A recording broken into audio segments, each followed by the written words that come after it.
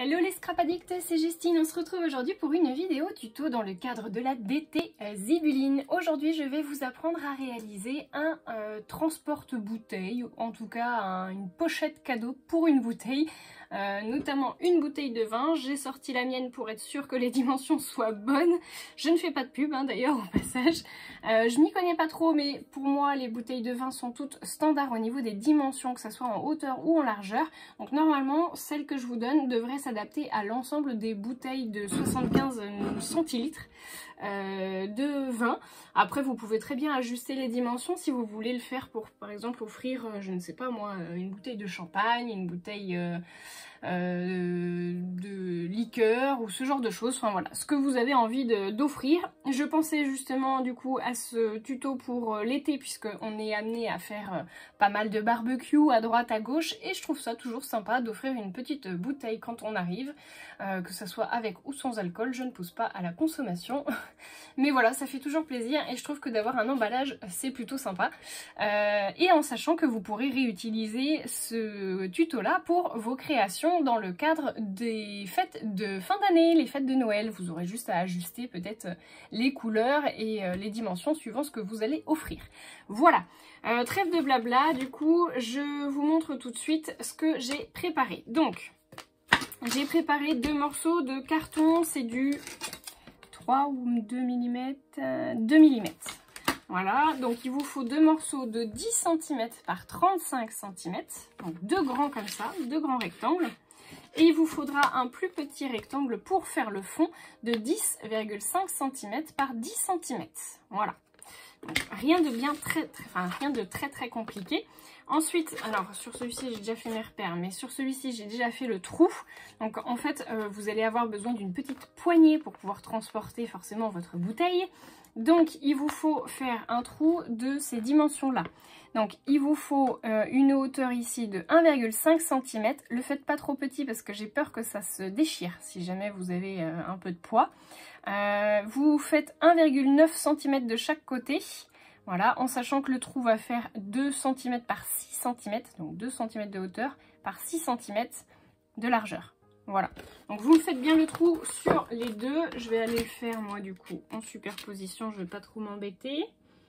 Et puis je vais faire du coup mon trou avec mon cutter et une règle en métal, tout simplement. Voilà, hop.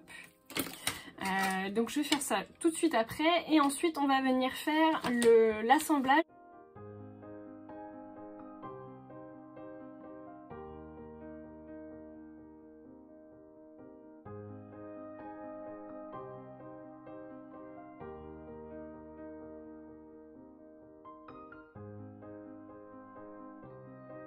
Donc mes deux morceaux sont faits au niveau des trous. J'ai voulu tenter d'enlever une couche sur une épaisseur en fait à l'intérieur de mon carton. Mais honnêtement je vous le conseille pas parce que c'est une tanasse, il se découpe très mal. Alors je sais pas, peut-être que vous aurez un carton qui sera plus simple à faire, donc vous pouvez le faire. Mais là moi franchement je laisse tomber parce que c'est tout simplement un carnage. C'est impossible à faire, ou alors je vais y passer ma vie, donc du coup je vais pas le faire. Par contre je vous donne les dimensions, j'avais pris 2,25 cm au niveau de la hauteur, et puis enfin de chaque côté pardon. Et là il y avait 2 cm du coup du bord. En fait ces éléments là ils vont me permettre, puisque du coup ça va venir comme ceci, la bouteille sera donc du coup au milieu. Et puis en fait il faut pouvoir éviter que la bouteille s'en aille d'un côté et de l'autre. Pour ça j'ai deux morceaux j'ai un coupon de simili-cuir Vertigeul que je vais mettre du coup ici. Donc je vais le fixer en fait tout simplement ici de chaque côté. Voilà, comme ça. Alors, avec une légère hauteur, mais voilà, je pense que vous devez vous rendre compte, je pense que j'espère. Enfin bref, ça va être plus clair après. Donc ce que je vais faire maintenant, c'est que je vais venir scotcher ma base à mes deux côtés. Donc pour ça je vais utiliser du scotch extra fort, enfin du scotch de colis qui est très bien, du scotch craft. Je vais y laisser je pense une certaine largeur, je vous dirais au moins 5 mm, voire peut-être plus. Je vérifie juste que c'est bien droit. Ça semble être droit. Voilà.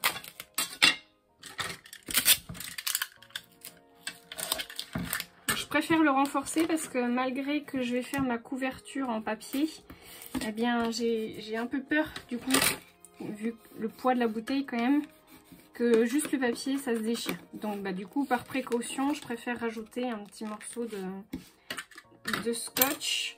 Et je fais ça de l'autre côté également.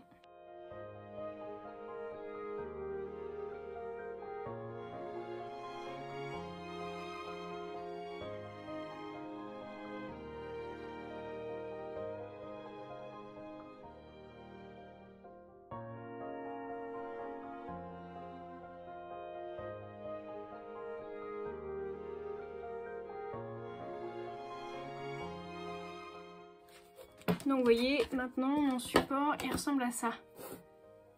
Je trouve ça plutôt pas mal comme ça. Et donc on aura notre bouteille qui va venir, voilà, comme ça.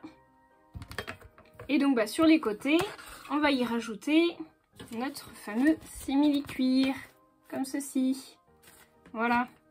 Donc je vais déjà faire la couverture extérieur, pardon, je vais d'abord faire l'extérieur et après je ferai l'intérieur. Je choisis d'utiliser du papier craft. Alors comme vous le voyez, j'ai que des morceaux de A4 et vu la longueur que ça fait, je vais avoir besoin de faire des petits raccords. Donc bah, là, j'utilise en fait tout simplement de la colle vinylique. Hop. Moi j'utilise celle de chez Cléopatra, elle est très bien.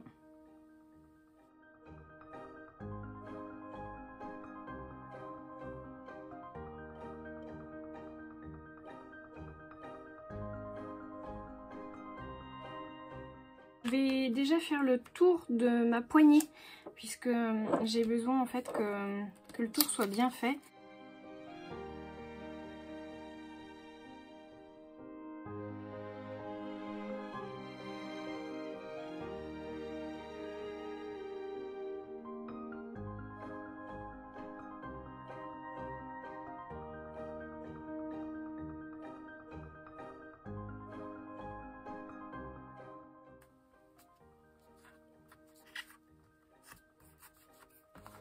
Voilà, donc j'ai bien fait le tour de ma poignée avec mon papier craft, comme ça je peux coller tranquille. Je vais faire la même chose de l'autre côté.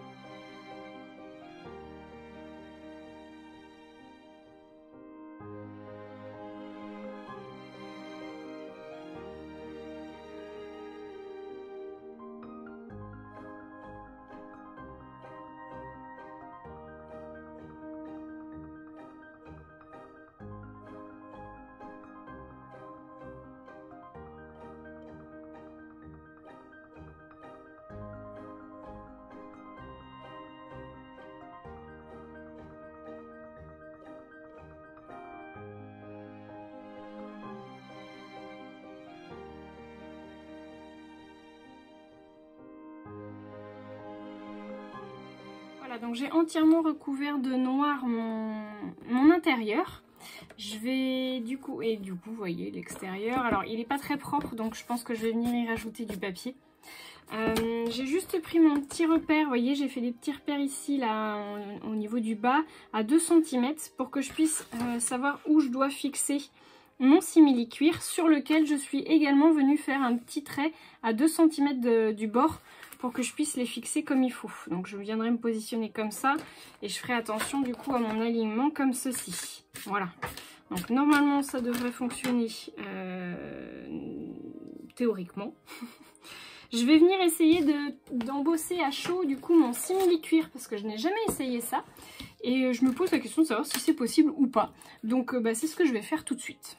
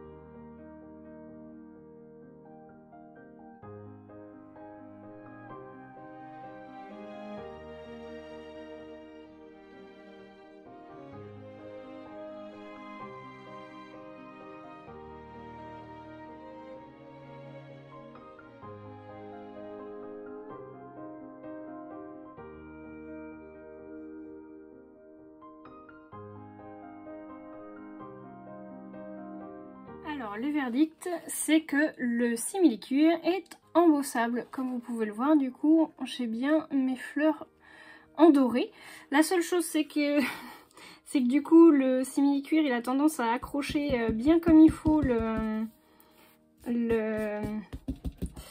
la poudre à embosser et du coup je vous conseille de mettre beaucoup de talc pour éviter qu'il s'accroche de trop. Après moi c'est un aspect que j'aime beaucoup, enfin que j'aime bien.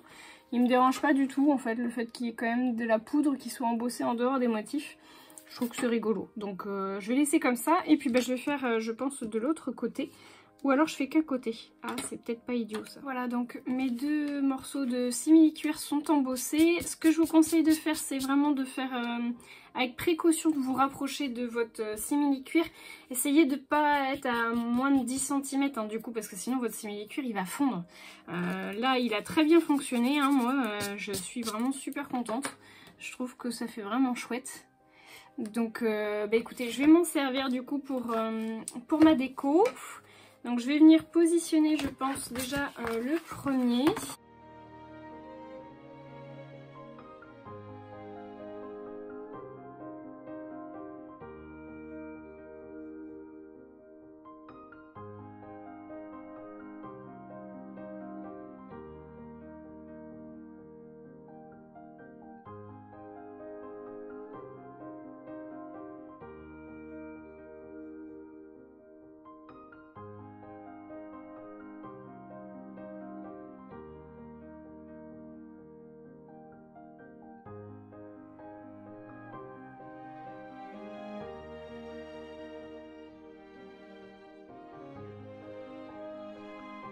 Maintenant que c'est bien sec, je vais pouvoir venir coller mes papiers de finition. Et regardez-moi ça, j'ai trouvé le papier de chez Béatrice Garni de la collection Beautiful Summer.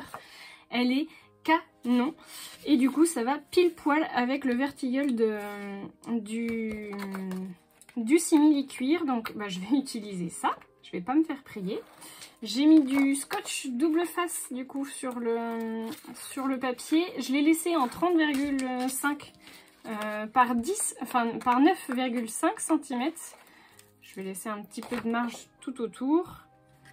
Et donc normalement ça devrait tomber pile poil. Voilà.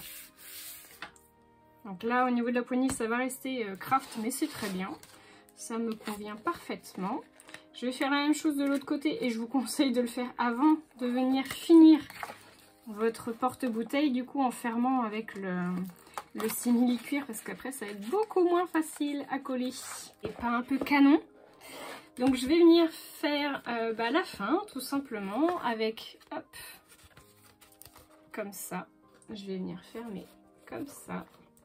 Voilà, et mon porte-bouteille, eh ben, il sera quasiment terminé. J'aimerais y rajouter une petite étiquette et je vais venir, je pense, tamponner en noir cette jolie phrase.